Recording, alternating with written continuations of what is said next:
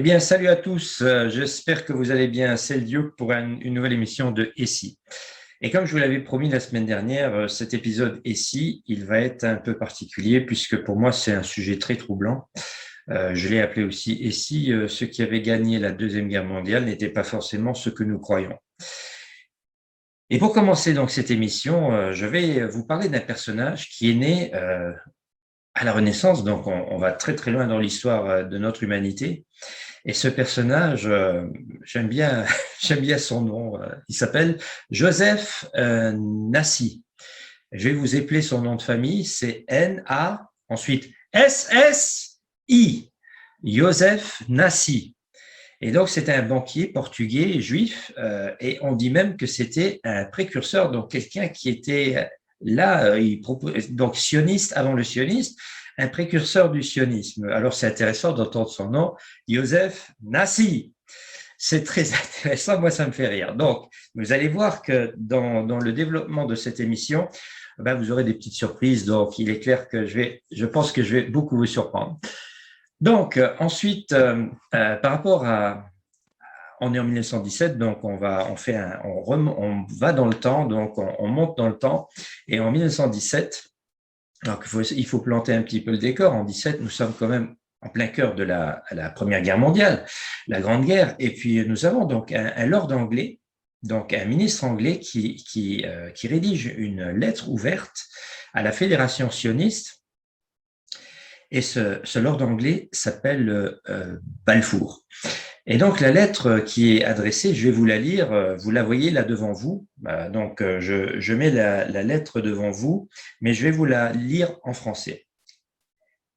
Cher Lord Rothschild, j'ai le grand plaisir de vous transmettre, de la part du gouvernement de Sa Majesté, la déclaration suivante de sympathie avec les aspirations juives sionistes, qui a été soumise au cabinet et approuvée par lui.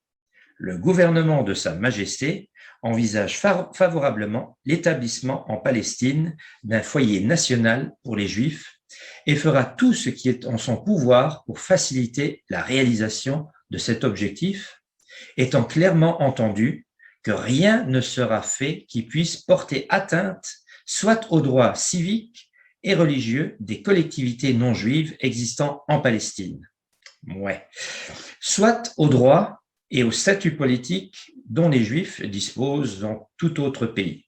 Je vous serai obligé de porter cette déclaration à la connaissance de la Fédération sioniste Arthur James Balfour. Quand j'entends ce nom de famille Balfour, pour les connaisseurs bien sûr, combien d'enfants d'Israël ont été sacrifiés au dieu Baal en étant immolés dans des fours? Écoutez bien les mots. Est-ce que c'est un hasard que ce lord anglais s'appelle Balfour? Je vous pose la question, je n'ai aucune réponse à vous donner, mais le fait est que ce personnage qui s'appelle Balfour nous renvoie sur une entité, un démon qui s'appelle donc Baal, le dieu Baal. On peut l'appeler le dieu Bel, le dieu Moloch ou Molech, donc, ou les enfants cananéens. Donc les enfants étaient immolés par le feu. Donc quand on sait que tant d'enfants d'Israël ont été sacrifiés dans des fours, probablement des rites sacrificiels, vis-à-vis d'un démon, puisque nous avons affaire à une élite qui s'autoproclame sataniste. Donc c'est très intéressant d'observer cela. Vous en faites ce que vous voulez de cette information, bien sûr. Donc, on continue, on continue dans le temps, et là, on arrive à une date, donc on est 8 années plus tard, donc 8 années après cette déclaration Balfour, donc le 4 du 4, et je vous ferai remarquer qu'il est très, très important et très intéressant de retenir le 4-4, donc le 4 du 4, parce que symboliquement, regardez là, ce symbole que vous avez ici, c'est aussi un 4-4. Ça ressemble à 2 fois le 4-4. Et on va revenir, bien sûr, sur ce symbole. Donc, le 4-4 donc le 4 du 4, le 4 avril 1925, il faut savoir que les nazis, enfin, il y a déjà des personnes qui vont créer ce qu'on appelle l'ordre SS. D'accord? Donc, les SS, l'ordre SS est créé un 4 du 4 1925.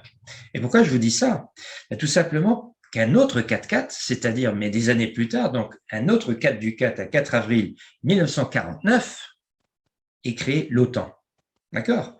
l'OTAN, donc les forces armées internationales qui sont censées nous protéger. Mais c'est intéressant d'observer qu'ils n'ont pas trouvé une meilleure date que la même date de la création de l'ordre des chevaliers teutoniques, bien sûr, SS, donc par rapport aux nazis. Donc c'est intéressant de voir ces symboles, comme si on avait bien sûr des petites signatures provenant d'on ne sait qui, hein, ou bien justement on sait peut-être qui. Et alors, pour ajouter encore un petit peu sur ce fait que le 4-4 est apparemment une date très importante pour ces personnes, il faut comprendre que des années plus tard, donc moi j'ai rien. Bon, il est clair qu'à un moment donné, à la fin de la Deuxième Guerre mondiale, il y a eu le fameux procès de Nuremberg, beaucoup d'officiers ont été exécutés. Donc, pour moi, c'est quand même une pseudo, on va dire un pseudo-tribunal où il y a seulement certaines personnes qui ont été, entre guillemets, sacrifiées donc pour la cause, mais beaucoup de grands chercheurs, de personnes qui ont collaboré avec les nazis, bien sûr, et bien sûr, j'en avais parlé dans la dernière vidéo de Wernher von Braun, grâce au projet Paperclip. Donc, c'était un projet que les Américains, ils ont organisé. C'était pour sortir d'Allemagne, donc les plus grands chercheurs, les plus grands scientifiques, et de se les accaparer, donc pour pouvoir continuer leurs recherches. Mais là, je vais vous parler d'un autre personnage qui s'appelle Adolf Heusinger, qui était un général allemand, donc qui a aussi collaboré. Bien sûr, c'était un officier qui a fait ce qu'on lui a demandé de faire. Et là, vous le voyez bien en photo avec Adolf Hitler. Donc, bon, après, en même temps, ils disent que cette photo représente ce moment justement où il y a eu une sorte de coup d'État où ils ont essayé de tuer Hitler, mais apparemment Adolf Heusinger n'était pas au courant qu'un attentat était organisé contre Hitler. Mais ce qui est sûr, c'est que bon, une fois que la guerre est terminée, pour moi, ceux qui ont fait partie des nazis et tout ça, ce sont des personnages qu'on ne devrait même plus considérer. Et pourtant, l'OTAN ne trouve pas mieux que de prendre ce même général allemand et d'en faire le président de l'OTAN. C'est-à-dire, on est en 1957, Adolf Heusinger, donc un ancien général nazi allemand, va devenir le président de ce qu'on appelle l'OTAN. Si vous trouvez ça normal, moi je trouve ça très troublant, on va dire. Mais le plus troublant, et c'est là où on arrive vraiment, on est très très près de notre époque à nous, donc aujourd'hui on est quoi, 2021, 2022, d'accord? Mais en 2017, à partir du moment où Trump devient président, donc il fait le déplacement jusqu'en Europe pour inaugurer le nouveau bâtiment de l'OTAN à Bruxelles. Et là, justement, c'est ça ce que je voulais vous montrer aussi. Regardez cette image du bâtiment, vue du ciel, du bâtiment de l'OTAN à Bruxelles. D'accord? C'est Forces armées internationales, donc. Regardez ce bâtiment. Et on revient de nouveau avec ce même symbole que je vous avais expliqué, avec le fameux 4-4, d'accord, qui représente en fait les runes nazies que les nazis portaient sur leurs uniformes à droite et à gauche de leur col. Donc, on retrouve de nouveau ces symboles. Et bien sûr, il faut monter, prendre de la hauteur. Et à un moment donné, on se dit, tiens, les architectes, ce sont des comiques ou quoi de nous renvoyer sur cette forme un peu particulière qui nous renvoie bien sûr à une partie la plus obscure de notre histoire de l'humanité, donc la Deuxième Guerre mondiale. Donc, est-ce que les architectes seraient des comiques, voilà. Je vous pose la question. Donc, c'est simplement pour vous montrer un petit peu la trame, d'accord? Nous avons à la Renaissance, en 1524, vient au monde Joseph Nassi, N-A-S-S-I, précurseur du sionisme. Il décède en 1579, donc c'est un personnage, un banquier, etc., précurseur du sionisme. On a Déclaration de Balfour, on va déjà promettre à ce peuple l'installation d'un pays propre, donc, et puis après, il faut savoir à qui est adressée bien sûr cette lettre. On ne parle pas forcément du peuple juif, on va parler bien sûr des sionistes. Ensuite, les dates de création de l'ordre SS, un 4-4, 1925, l'OTAN, tiens, c'est comme si on marquait un anniversaire, ça sera aussi un 4-4, mais bien sûr là on est en 49, où on va créer l'OTAN.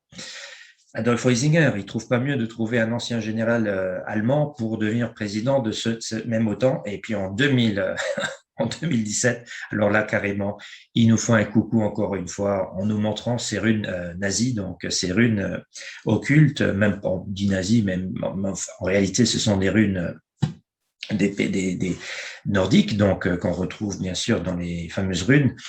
Voilà, mais je vais quand même encore continuer parce que il y a toujours à la fin de mes émissions, il y a toujours, on va dire, une petite cerise sur le gâteau. Donc, il faut comprendre que quand on dit SS, Si vous allez maintenant dans un livre d'histoire et vous allez demander que veulent dire ces deux lettres SS, vous allez souvent trouver comme explication, écoutez bien, Schutzstaffel, qui veut dire en allemand unité de protection. Schutz, c'est protection, et Staffel, c'est une unité. Donc voici l'explication la plus courante. D'ailleurs, c'est même la seule explication qui est dans les livres d'histoire. SS voudrait dire Schutzstaffel. Mais pour les personnes comme moi qui s'intéressent un petit peu à la liste, ou bien de lire entre les lignes de l'histoire, il faut savoir aussi que SS veut dire en allemand Schwarze Sonne. Et pas zone, hein, c'est pas une zone, mais le soleil, une zone. D'accord? Il faut comprendre que l'allemand, il y a aussi des mots qui se ressemblent. Donc, Schwarze, ça veut dire noir. Schwarz, c'est noir en allemand. Schwarze, Sonne, soleil noir. D'accord? Ça, c'est le symbole principal des nazis. Et là, vous avez une image du QG des nazis, donc des SS. Il y avait Heinrich Himmler qui était donc le commandant-chef de l'ordre nazi SS. Donc, on est à Wewelsburg, en Allemagne, dans le nord, Nordrhein-Westphalie, la Westphalie, donc le nord, que je ne dise pas de bêtises, le nord-ouest de l'Allemagne. Donc, on a en Allemagne, donc un château fort comme ça qui avait Wewelsburg. Et là, vous voyez dans la tour ronde de ce château, vous voyez donc ce symbole occulte. Voilà, un symbole qu'on n'a vu sur aucun uniforme nazi. D'ailleurs, sur cette image-là, vous voyez même un agrandissement de ce que vous voyez sur le marbre de cette même salle. Mais ce qui est aussi intéressant, c'est de voir que ce symbole nazi, ce symbole occulte, est entouré par 12 colonnes. Il y a 12 colonnes autour, et c'est très important ce détail. Vous savez que je vous ai dit dans la dernière émission que pour moi, donc le fameux proverbe de Suisse, le diable se cache dans les détails. Mais là, vous avez un symbole occulte dans le marbre, et il est entouré par 12 colonnes. Vous allez comprendre pourquoi. Donc, il est intéressant de comprendre donc les nazis, ils étaient à fond dans l'ésotérisme et s'intéressaient énormément à ces sujets-là. Et il est clair que d'un côté, on nous montre les nazis comme étant vraiment les méchants, les mauvais et tout ça. Et de l'autre côté, il est clair que Churchill, voilà, les Américains, tout ça, c'est les bons, les sauveurs, ceux qui vont sauver l'Europe, etc. Mais maintenant, je vais vous montrer une autre image. Et cette image, elle n'est pas en Allemagne, elle est à Londres, donc en Angleterre. Et c'est un bâtiment public qui s'appelle Bracken House. Donc, il faut savoir que Lord Bracken, c'était aussi un lord anglais, membre de la Chambre des Lords. Et ce Lord Bracken, B-A-R-A-C-K-E-N, Lord Bracken, était un ami d'un personnage très, très, très, très connu. Et si vous regardez au-dessus de la porte, regardez bien, donc au-dessus de cette porte, vous voyez les 12 signes du zodiaque. Je vous avais parlé qu'en Allemagne, ce symbole occulte était entouré par 12 colonnes. Donc ici, vous voyez pas 12 colonnes, mais vous voyez les 12 signes du zodiaque, avec au centre, vous voyez un soleil doré. Voilà. Et sur le soleil doré, un deuxième soleil, mais celui-là, il n'est pas doré, mais il est noir, un soleil noir. Et quand on fait un agrandissement de ce même soleil noir, regardez, je vais agrandir l'image. Est-ce que cette tête, vous ne la reconnaissez pas? Est-ce que ça ne vous rappelle pas un personnage historique très connu, par hasard?